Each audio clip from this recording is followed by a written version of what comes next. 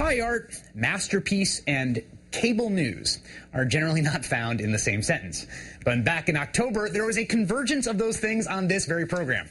At an online auction in October, a Stradivarius violin, the 1697 Molitor Stradivarius, believed to have been owned at one time by Napoleon Bonaparte, sold for a record $3.6 million.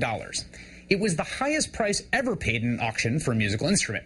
So, we asked the question, what does Napoleon's old $3.5 million violin sound like? Fortunately, the winning bidder, world-famous violin soloist Akiko Meyers, agreed to appear on the show. Before it was all said and done, a world-famous octopus would be dead, gullible viewers across America were left stunned, and Akiko Meyers and her violin were one of the countdown favorites of 2010.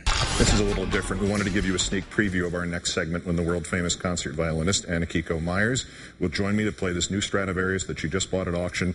In fact, she joins me now. Welcome. Thank you so much, Keith. May I?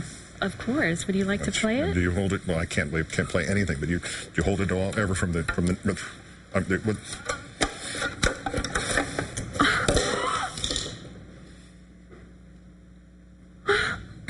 Do you play any other instruments? Oh my God. It's okay, folks. Stunt violin. We always keep a spare in the office. Luckily for all of us, Ms. Akiko Meyers unveiled the real instrument. Let's just say her playing was better than their acting. I'm going to make sure we have enough time for your performance, and I've done enough of the Jim Gray, LeBron James act in setting this up. What are we going to hear as we hear a $3.6 million musical instrument? A Little Summertime by George Gershwin. Gershwin as presented by Akiko Meyers. I'll leave you to have the stage, and I'll come back when you're done. Thank you. Thank you.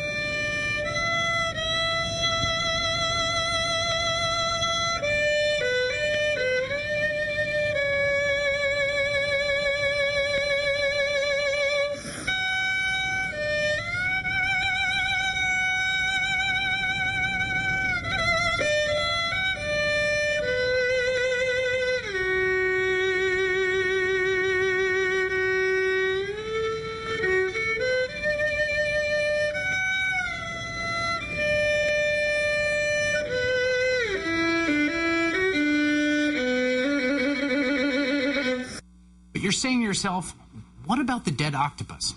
Well, you don't have a world-famous violinist and her $3.5 million instrument on and just ask her to play one song.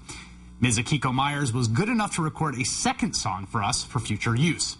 A few days later, tragically, we found a use for a song we at the show called Requiem for a Cephalopod.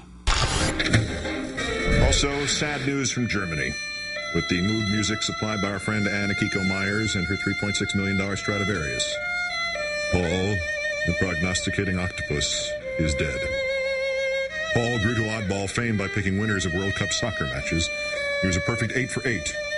Appropriate number for an octopus, in fact. But it was not all happy times for Paul. Death threats, allegations of Photoshop results, and the pressure to pick the hometown Germans to go all the way. All of this weighed on Paul, but he never let it show. He touched our hearts, and if you butt along with him, you got your wallets touched too. He died as he'd lived, inside a tank at the Sea Life Center in Oberhausen in Germany. He is survived by his caretakers at the aquarium and his best friends Sally the seahorse and Dick the goldfish. Paul, the prognosticating octopus, was 2 years old. Delicious. Time marches on.